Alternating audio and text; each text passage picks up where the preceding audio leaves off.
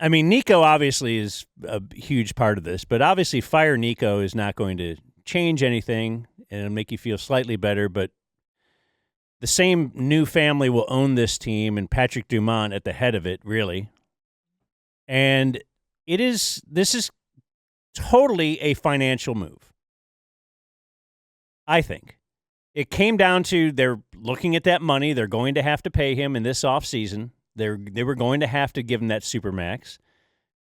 And they were saying, I just bought this team. We're a good team anyway. Nico very complicit because then he nodded and agreed and thought, yeah, this is maybe they were both kind of thinking it. I don't want to pay this money. And Nico, I don't even like this guy. He doesn't listen to me. He doesn't talk to me at all. He's not. And look at all this other cool stuff I did that got us to the finals. Yeah, and that's what Dumont totally believed it was you. Like, he was definitely in his ear. He was certainly in his ear to say, why is Cuban even around still? So, yes, he's the guy that climbed up there, but, Dumont's still going to be here. Yeah, but I will say it's a financial decision, I believe, that I don't think anything is one thing. So I agree with you that that's the way it was interpreted by Dumont, is that Nico probably said something along the lines of, this is a lot of money, and I'm not certain it's going to be worth it. And I think that him selling it to Dumont that way was based in his own personal problems and insecurities. Like, he needed to find a way to get rid of Luka, and he knew the easiest way to do that was to get the new guy spooked about paying somebody $500 million when you think that they're lazy. I mean, I could actually see a dumbass being sold on that. You're like, I don't know, this is the basketball guy. He ain't on the team. He's not with the team right now. Like, Nico goes to Dumont and is like, we asked him to come on this 5-game road trip. He said, fuck you. Because that's basically what happened, if we're going to be fair to both sides. And I think Luka was reasonable in doing so. He had been pushed into a situation where they're like, let's see if he'll say F you. Let's see if he'll say F you. Do it. And then he finally did. And Dumont goes to, or hears from Nico that, like, this guy's not even playing ball. You really want to give him $385 million? So that's where I think it's both money and somebody just being a little dick. I think that if we're going to be critical of Dumont for not knowing anything about the NBA, then you also have to give him the other side of it, which is that I genuinely don't think he knew. I think he's shitting his pants right now. You know what I mean? I think he's just enough of a newcomer. That the same reason he was able to get hoodwinked is the same reason he's going to be super upset by the response to getting hoodwinked. Because he's like, what? You basically lied to me. So I think there's no chance Nico's here in 3 years. I don't even know that it'll be 2. And I think every time what happened last night happens, it gets us a little closer to it. And then, I'm not saying I'll be back in, but I can assure you, similar to when Cuban hired Carlisle, whoever the next GM of the Mavs is will be like the most highly vetted sports management position in the history of sports. It'll be as far the opposite of like, hey, Cuban's just going to call Kid. It'll be insane, Because Dumont's not selling. Well, Dumont will hire another GM. Because Dumont's not selling, he is going to have to fire Nico, and he's going to have to say, I put all my trust in this. He's got to throw him hard under the bus to kind of say, well, he's already kind of effed that up by saying, I know. I like my superstars like Shaq, really hardworking. Okay. Not taking vacations. Like that was, yes, and that was one of many enormous missteps. Do you think he'll do that? No. Say 2-3 years from now? No? I think he'll fire Nico, but I don't Just think... like a normal, hey, we've been the 7, 8, 9 seed the last 3 years, and that's what gets a GM fired? I don't think he'll... I don't know if I think he'll do that, but I think that he should. Yeah. I think he has to try and distance himself from it because I'm never going back. But I could see that as a way maybe like, look, I'm Tommy Boy. I don't know what... look, I'm look at me. You got your basketball team in your hand. I kind of was in a weird place. I mean, I had the ex-owner. He's, but, he, him.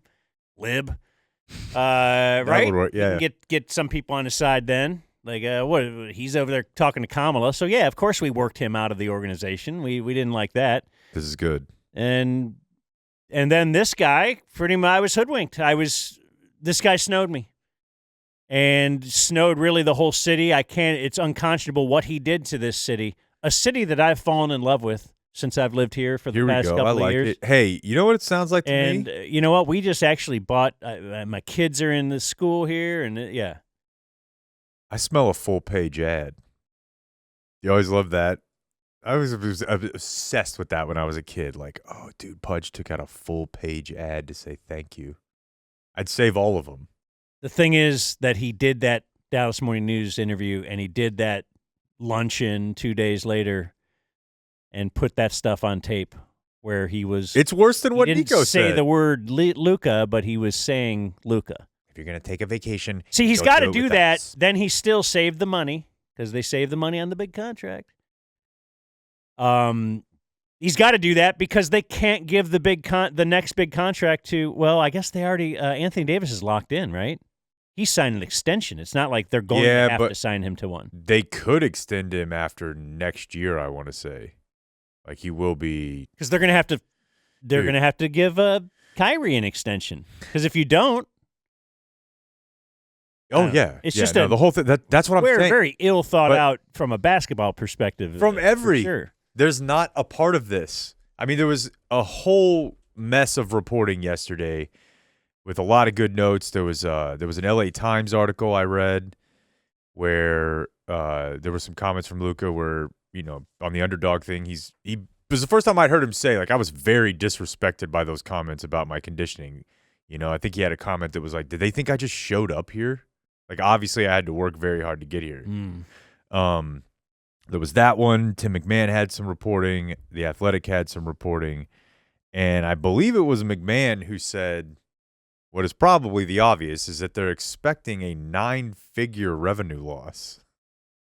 So, like, you know, it's hitting home, and you only arrive at that point by not planning any of it. Like, I genuinely think Dumont is looking at his balance sheet right now and being like, what did you know this was going to happen? I mean, that's in the long run, that's what gets anybody fired, right? Money. And it will, probably pretty quickly. And then the last thing on that, I was just going to say, when you bring up AD, I think Kyrie will help with a lot of this because we live in a bizarro world where Kyrie Irving's return will really settle things down and provide a calming influence for the fans. It's incredible. But I was standing there last night thinking, if I'm Anthony Davis, I'm calling my agent and being like, what can we do to get me out of here? I'll eat some. I mean, I guess he already ate the trade kicker. I don't know how that would work, but this is not going to be fun for a long time. He can never replace. Yeah, yes. No, I mean, but he's always going to be linked. Yeah, and he knows that. To Luka. So it's always going to be looking at what's the box score here? Oh, 31.4 points.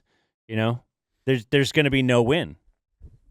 There's just no win for the Mavs now. They could win the championship this year somehow, and they don't win this thing because you took away the guy that we were planning on watching for the next 10 years.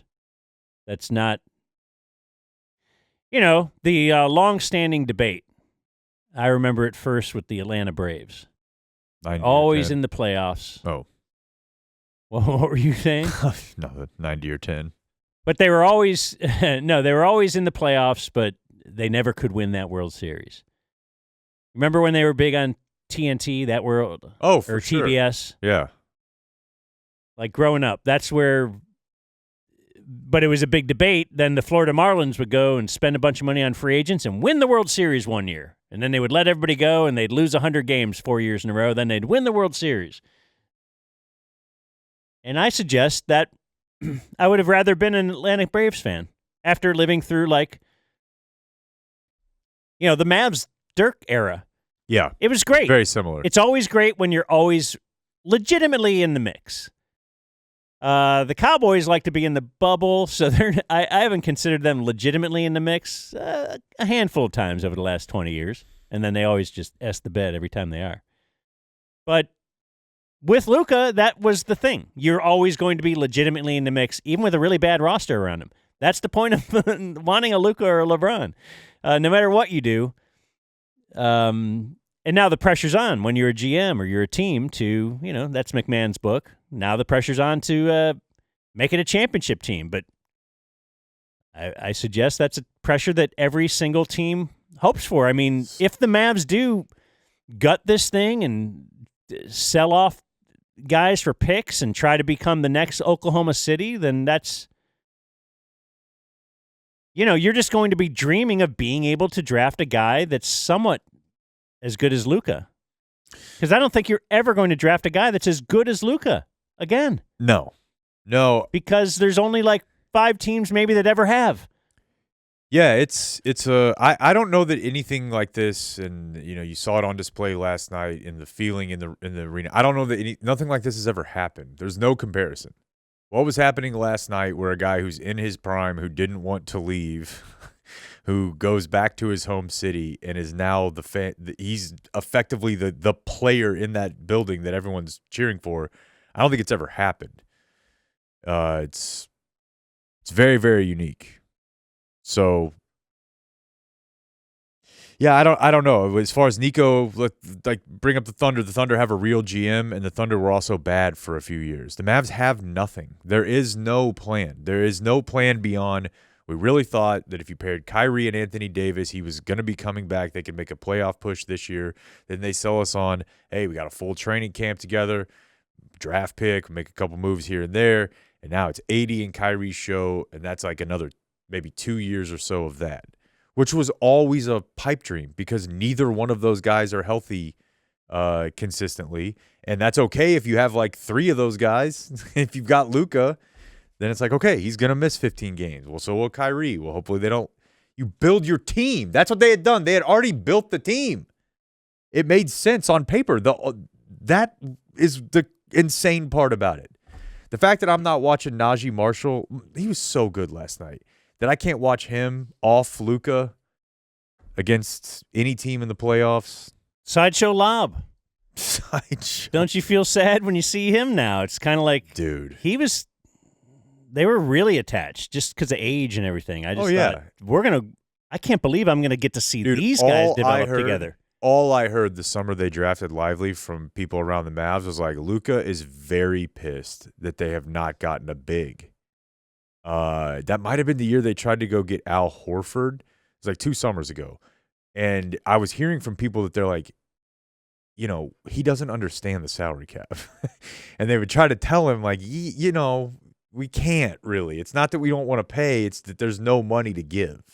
And then Derek Lively fell into their laps that summer. And within like a week, you could tell, like, okay. Now, watching last night, Jackson Hayes makes me want to run my hand over a cheese grater because that's a bad big. On the flip side of that, watching Luka turn Derek Lively into Ivica Zubac is a sad situation because he was just dancing him last night however he wanted. I'm like, that is not Luka can do that something against I want to watch. Just about anybody. Yeah.